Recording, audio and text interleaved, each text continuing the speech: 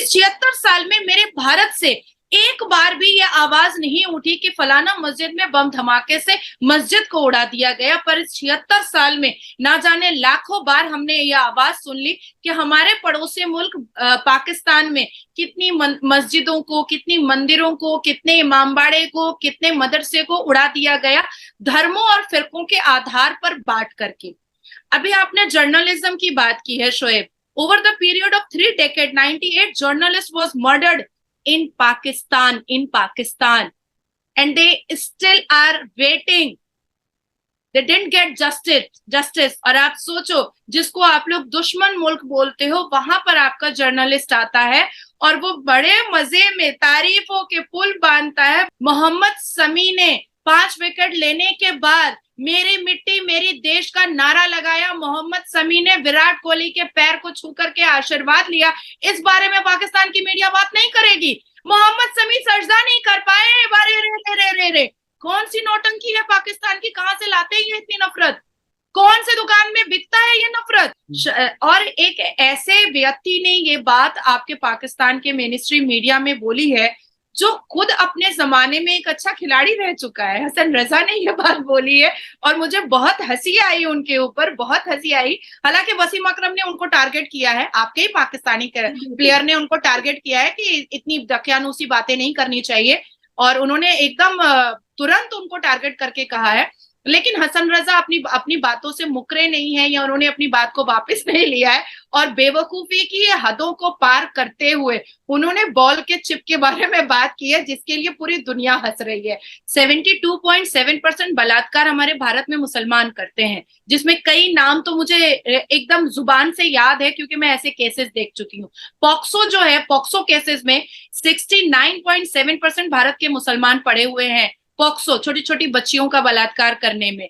उसके बाद तलाक में अगर आ जाते हैं तो 99% तलाक के केसेस जो है वो मुसलमान करते हैं, कभी फोन से तो कभी आईब्रो बनाने पे। 2 दिन पहले की बात है, कानपुर की एक लड़की को उसने आईब्रो सेट कर लिया था तो उसके हस्बैंड ने उसको तलाक दे दिया। मैं और आप एक फ्लाइट पर बैठते हैं, दोनों भाई बहन बैठते हैं, मैं कहूंगी जय श्री राम, पूरा फ्लाइट भी साथ में मेरे जय श्री राम कहेगा, मैं गारंटी लेकर कहती हूँ, और कहूंगी, और सारे फ्लाइट के पैसेंजर्स कहेंगे कि कोई धार्मिक लड़की बैठी है। आप कहना नारे तकबीर अल्लाहू अकबर। देखिए, आपको 2 मिनट में पुलिस आकर के पकड़ कर लेकर चली जाएगी, क्योंकि वर्ल्ड कप फाइनल जो ट्रॉफी है किसके हाथ में देख रहे हैं? क्या भारत जो है हमें, या किसी को भी, पाकिस्तान के भी अब बहुत चांस नजर आ रहे हैं। मैं पर्सनली ये चाहता हूँ, इधर तो मैं ओपनली कहता हूँ कि भाई मैं चाहता हूँ ट्रॉफी पाकिस्तान में आए। आपको क्या लगता है? জয় হিন্দ বন্ধুরা আজকে পাকিস্তান মিডিয়া থেকে সরাসরি কথা বলছে ভারতের নাজিয়া এলেহা খানের সাথে। তো তিনি সেখানে কথা বলার সময় বলেছেন যে পাকিস্তানের সমস্ত নাগরিকদের ব্রেনের ভেতরে একটাই ঢুকে দেওয়া হয়েছে, ভারত শত্রু শত্রু শত্রু। আসল কথা, পাকিস্তানের জনতাদের ব্রেন থেকে তাদের যে বিচারধারা বা চিন্তা ভাবনাকে সেটাকে সম্পূর্ণ বের করে দিয়ে যে কোনো বিষয়ে ভারতকে টেনে নিয়ে গিয়ে ভারতকে তাদের কাছে, সকল মানুষের কাছে শত্রুতে পরিণত করেছে পাকিস্তানের আবাম। পাকিস্তানের জনতা কি ভাবে সেটার উপরে সম্পূর্ণ এক্সপোজ করেছে ভারতের নাজিয়া খান। তাছাড়া পাকিস্তানের জনতাকে নিয়ে যে সমস্ত কথাগুলো বলেছে সেটা আপনারা বুঝতে পারবেন বর্তমান সময়ে ইসলামিক দেশের বা ইসলামিক মানুষের চরিত্রটা কি। যেটাই হোক বন্ধুরা, দেখে নেন পুরো ভিডিও ক্লিপটা, আশা করি আপনারা বুঝতে পারবেন সবকিছু। कैसी हैं आप? वंदे मातरम, भारत माता की जय, शुभ विजया और विजयदशमी की बहुत बहुत शुभकामनाएं। भारत के तमाम तो लोगों को मैं दे चुकी हूँ, पाकिस्तान के तमाम लोगों को विजयदशमी की बहुत बहुत शुभकामनाएं। शायद तुमने समझा नहीं होगा क्योंकि अभी दुर्गा पूजा गया है और दुर्गा पूजा में हम लोग विजयदशमी मनाते हैं, और विजयदशमी का मतलब होता है कि बुराई के ऊपर अच्छाई की जीत होनी और कायरता के ऊपर मानवता की जीत होनी। तो ये सारी चीजें दुर्गा पूजा, और दुर्गा देवी माँ होती हैं, दुर्गा माँ, और देवियों की पूजा बहुत धूमधाम से होती है। तो इसलिए मैंने विजयदशमी की शुभकामनाएं तुम्हारे साथ साथ पाकिस्तान के तमाम लोगों को दिया है। ठीक है, बिल्कुल नाजिया जी, इस चीज का मुझे इतना आइडिया नहीं, लेकिन जो एक कंसेप्ट मैंने पिछले दिनों रीड किया था कर्मा का, वो मुझे पर्सनली बहुत पसंद आया। और मतलब ये है कि मैं उससे एग्री करता हूँ कि मतलब जिसका इन शॉर्ट ये है कि जैसी करनी वैसी भरनी, और उससे डेफिनेटली मैं as a human being agree करता हूँ। और इसके ऊपर भी स्टडी करेंगे। नाजिया जी, टॉपिक की तरफ आते हैं। पाकिस्तान में हम अक्सर देखते हैं स्कूल, कॉलेज, यूनिवर्सिटी में, मीडिया में, पॉलिटिकल कोई पार्टी हो, कोई जलसा हो, हम ये देखते हैं कि भाई एक ही दुश्मन है पूरी दुनिया में पाकिस्तान का, और वो हमारे हमसाये में बैठा है। लेकिन वही मीडिया जब इंडिया जाता है कवरेज के लिए, वर्ल्ड कप की कवरेज के लिए, और वहां पे जाके इस तरीके से वो अपना बताता है कि भाई इंडिया में तो क्या ही बात है, इतनी डेवलपमेंट, इतना प्यार मिल रहा है, ये है वो है। लेकिन ये सब कुछ यूट्यूब चैनल पे क्यों होता है, मेन स्ट्रीम मीडिया पे क्यों नहीं होता? आप इसके ऊपर बात करिएगा। जी बिल्कुल शोएब, बहुत अच्छा कंटेंट के वक्त आपने मुझे बुलाया है, इसके लिए शोएब आपको बहुत बहुत शुक्रिया मैं बोलना चाहूंगी। देखिए, भारत में 82.7% सनातनी रहते हैं और वो भगवत गीता मानते हैं। जो सनातनी है हमारे, इंसानियत पर भरोसा, एकता पर यकीन, प्रेम पर एतबार, यही हमारा मंत्र है जीने का। मैंने उन जर्नलिस्ट जो आए थे पाकिस्तान से, मैंने उनको कई बार देखा, अच्छा। और वो कभी यूपीआई को लेकर के काफी बड़े बड़े शोज कर रहे थे कि अरे ऑटो रिक्शा भी यूज करता है, अरे पान वाला भी यूज करता है, एक छोटा सा फल बेचने वाला भी यूज करता है, सब्जी वाला भी यूज करता है।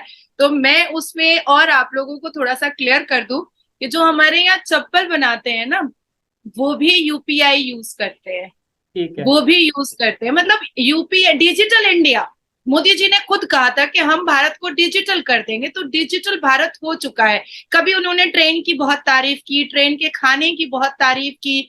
तो देखिए शोएब, हमारे भारत में अतिथि देवो भव माना जाता है। जो गेस्ट होते हैं, जो मेहमान होते हैं, उनको भगवान का रूप माना जाता है, और यही एक्चुअल भारत है। और भारत की सच्चाई को हमेशा पाकिस्तान ने छुपाने की कोशिश की है, और एक करवाहट को निकाल करके दिखाने की कोशिश की है, वो भी जबरदस्ती, फॉर नो रीजन, जिसकी कोई वजह नहीं उठती है।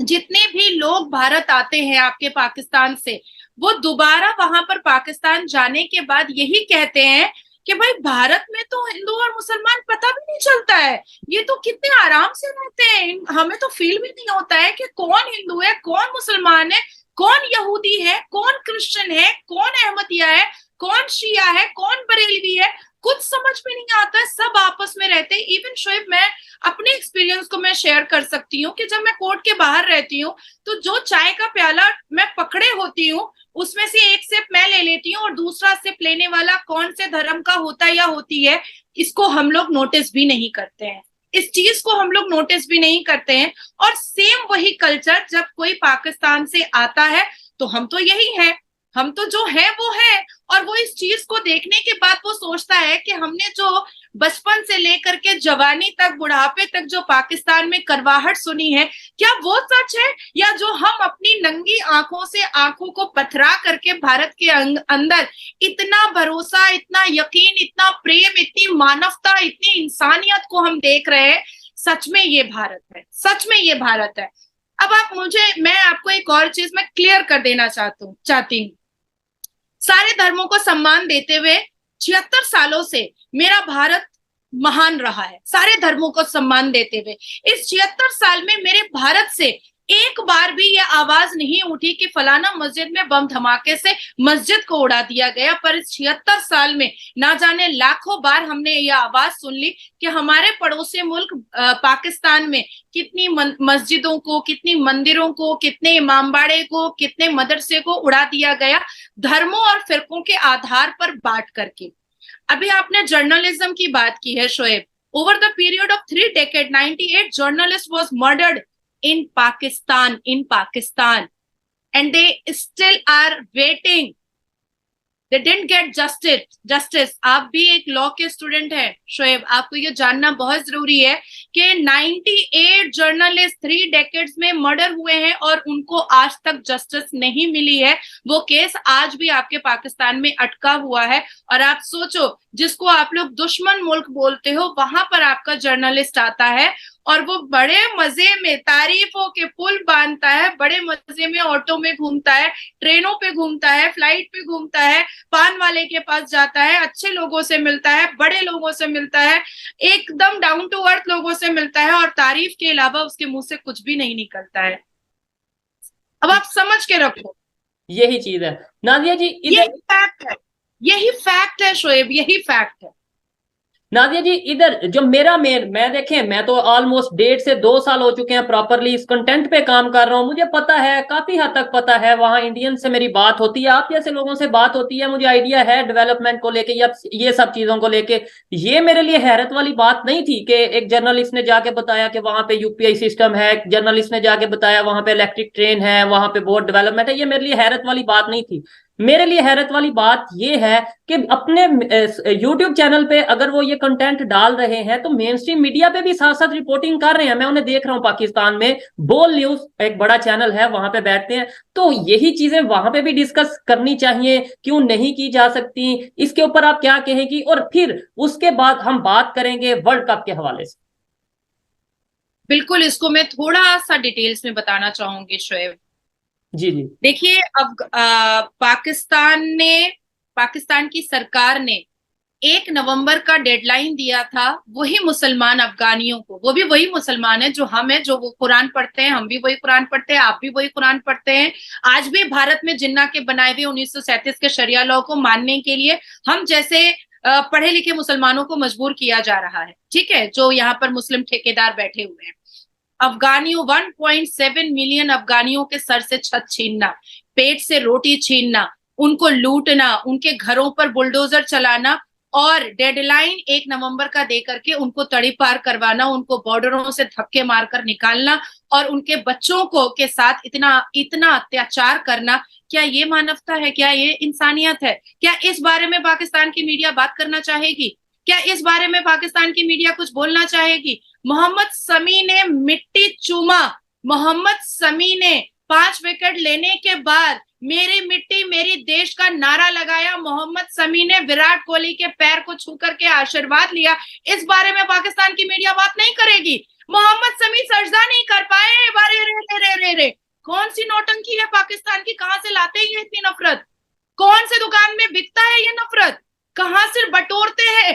3 दिन पहले हमारे भारत के प्रधानमंत्री ने मेरी मिट्टी मेरा देश का एक प्रोग्राम किया था और उन्होंने उस मिट्टी को अपने माथे का तिलक बनाया था और हम तमाम भारतीय नागरिकों ने वो काम किया था हमारे भारत के प्रधानमंत्री के साथ साथ।